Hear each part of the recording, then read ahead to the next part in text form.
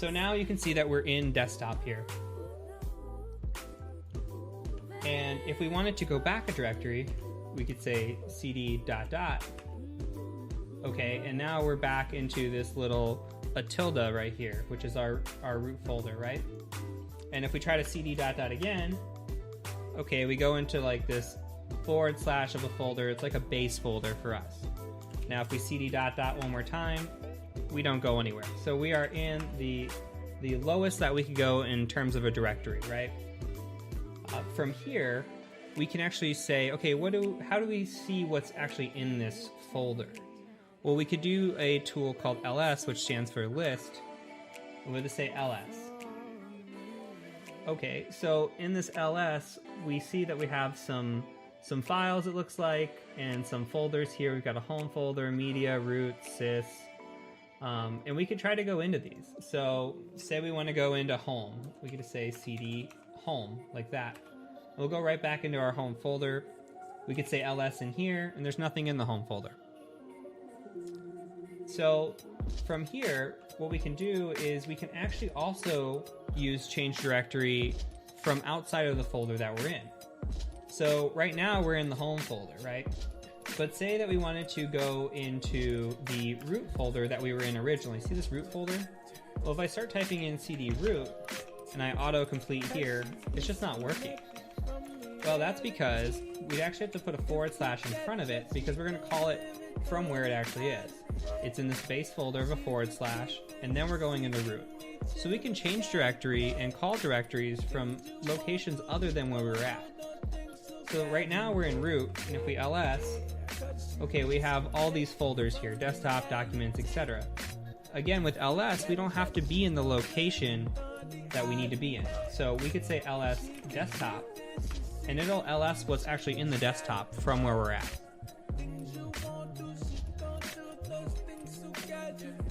As a bank director, you are responsible for ensuring that your bank has an effective, risk-based BSA AML compliance program. This is accomplished by approving written policies and procedures, providing sufficient resources and knowledgeable BSA AML personnel, and assessing ongoing program compliance. The Board of Directors should create a culture of compliance by setting the tone at the top to ensure staff understands the importance of and adheres to the bank's BSA AML policies, procedures, and processes. The BSA AML compliance program should be commensurate with the bank's overall risk profile and based on a comprehensive assessment of money laundering and terrorist financing risks. A bank's risk profile is based on its products, services, customers, entities, transactions, and geographic locations. In other words, as a bank's risk profile increases or decreases, its BSA AML compliance program should be adjusted. So a comprehensive risk assessment is the starting point for an appropriate BSA AML compliance program. A well-developed risk assessment should factor in the types of products and services offered, the customer base, and the geography served. The risk assessment should include all branches and operational areas. The same risk management principles that the bank uses in traditional operational areas should be applied to assessing and managing money laundering and terrorist financing risk. The bank's risk assessment is not intended to be a static process. As a matter of sound practice, a bank should review its risk assessment periodically and update it to account for any changes in the bank's risk profile. For example, management should update the risk assessment when new products and services are offered, or there is a change in the bank's operations such as expansion through merger or branching activities. The risk assessment should be presented to the board for approval, since it is the foundation for developing appropriate policies, procedures, systems, and controls in relation to the bank's risk profile. As a director, you are responsible for ensuring that the bank has an effective, risk-based BSA AML compliance program. So now, let's discuss the key components that are required to be included in a BSA AML compliance program. Real talk. Hopefully everybody's definitely getting it in where they fit in. You're listening live to your host, Bezel Bay. This is actually cybersecurity training for trustee training, those that are actually engaging into the banking in the box. Cybersecurity is the main ingredients that you're going to be dealing with CECL implementation, because you have to ensure that the information that you're actually engaging in is protected and is secure. Now I'm going to go into some areas that I haven't talked about a lot, and hopefully you guys can kind of keep up into exactly where we're going with this. A lot of individuals that are engaging into cybersecurity, we have this thing called ethical hacking, and that's for the Syntactical Trust platform. What is ethical hacking? You may ask. What is ethical hacking? Well, let me kind of break this down to you from a certain. And I want you to be very clear on this, because see, there's a lot of information that a lot of people get, and they're not exactly sure about. And so I'm gonna be real clear with you. So just bear with me here while I put this into a space that I can share with you guys. And again, a lot of this information is going to be more reserved for our one-on-one sessions. You know, the actual operators that are in what we call, how you want to say, that are actually in the actual banking in the box space. They're going to learn how these things actually work, and in terms of, you know, how it all kind of ties in together. So let me just kind of give you what ethical hacking is. All right, ethical hacking is sometimes called penetration testing. It is an act of intruding and penetrating into a system or networks to find out threats, vulnerabilities in those systems, which a malicious attacker may find and exploit, causing loss of data, financial loss, or other major damages. See, if you're going to be operating in the banking in a box and you're dealing with your own platform, and you already incorporate your current expected credit loss data integration, then you're going to have to actually be able to, on a regular basis, perform ethical hacking to protect the system. And therefore, there's a global brotherhood, if that makes sense, of programmers, computer programmers in the IT industry, dealing in fintech, that we're all part of this one project. And so if you're an active operator within this space, you will also be brought into this Illuminati. So ethical hacking is a penetration testing. It's an act of intruding and penetrating into a system or networks to find out threats. This is why we always tell everyone to get very, very familiar with Linux, you know. And again, I'm gonna let the experts, I'm gonna let my cyber mentor definitely break it down to you. He's definitely worth the price that we pay for this particular course. And this course is actually given to you for those that are already in the Banking in the Box platform. If you're not a present client of Banking in the Box, we say you need to do so immediately, especially if you're listening to this particular broadcast, because if you're listening to this, that means the day that we've been all waiting for is at hand. And this is the CECL implementation day. December 15th ushered in the new accounting standard. And so we now have to move into this particular space with our banking platform to help others get across the wall. So keep listening, because if you listen long enough, you're definitely going to learn something.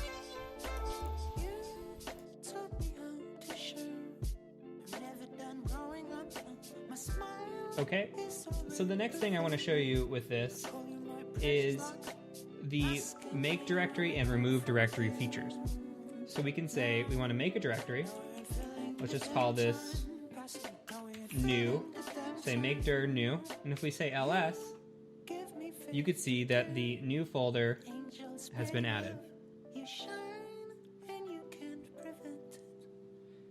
And then if we say remove directory new, we say ls, you could see that new folder has actually been removed. So easy way to make a directory and remove a directory. And if we look in here, there's another thing we can do that's a trick. And we can say ls, but we can actually say -la, where it lists all. Now this is really interesting, and we're going to cover this a little bit here in a couple minutes. So when we look at LSLA, you can see that there's some stuff in here that we actually never saw. All these dots that are in front of these files or these folders, well, those are actually a hidden file, right? So we didn't see them with the normal ls, but we did see them with an ls-la. So if you're pen testing a Linux environment, it is always smart to try to say ls-la because you never know what is hidden or what you might be missing. And that goes especially for capture the flag type things, because sometimes they like to hide stuff on you in really, really basic locations. So it's always worth a try to see what's going on in here. Okay, so from there, when we talk about navigating the directories, one thing we can do is we can copy, remove, and move files. So I'm going to say, echo hello, and I'm going to put that into a new file. We'll just call it new.txt, and we'll cover how to make new files in a little bit. So if we say ls, you can see that new.txt is here, and I just want to copy this file. So if we copy this file, we can copy new.txt, and we can place it wherever we want. Let's say we want to place it on the desktop. We'll call it new.txt there. So if we ls, you can see that new.txt is still here, but if we ls the desktop, you can see that new.txt is there as well. So what copy does is creates a copy. Now, let's go ahead and remove the file from the desktop. And again, remember, we don't have to be in the directory that we're in. So let's go ahead and remove desktop new.txt. Okay, so that's how you remove a file, is rm. Now, if you want to move a file as opposed to copy a file, you could say move mv new.txt into desktop new.txt.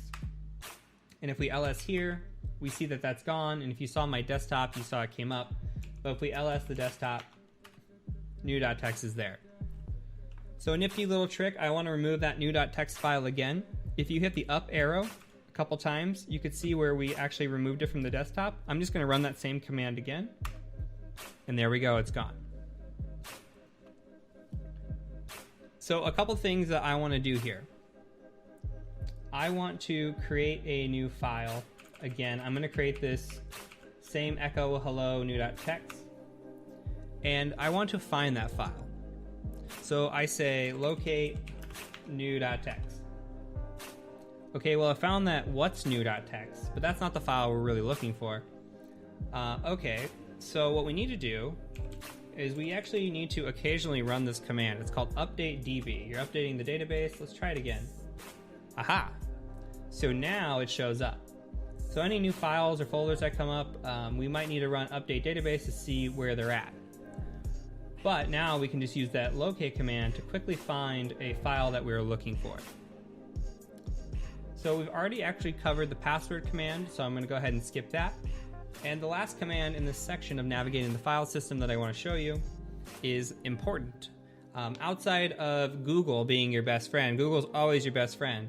But if you need something quick and dirty, man is going to be your second best friend. So you say man, which stands for manual, and we'll say man ls. Let's look up the ls command. And we come in here and we say, okay, it tells us the name, which is ls. This is going to list directory contents. It gives us the description, the synopsis, and it says, okay, what do some of these entries do? So we can kind of scroll down and look through these and see what they do. So remember we did a -a earlier? Well, that stands for all, and it says do not ignore entries starting with a period. Remember, those are our hidden files. Okay, so let's look at what the L stands for. Okay, so it says use a long listing format. Remember the things that were off to the left that was kind of all jumbled together? That is the long listing format, and we're going to talk about that in just a second here. Actually, we're going to go right into that now. So when we talk about the long listing format, if we come in here, and let's go to the desktop actually. No, we're here. I lied. Okay, so we've got the new.txt file that we created. Let's say ls-la again. And we'll look through this. So you see here, there is all this jumbled mess over here. So when we talk about this first row, this first line here, this first letter, this D stands for a directory. So if it has a D in front of it, it's a directory. It's also color-coded, so blue is a directory.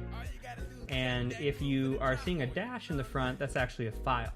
So you can see this new.txt that we created is sitting here as a file. And then you're actually broken down into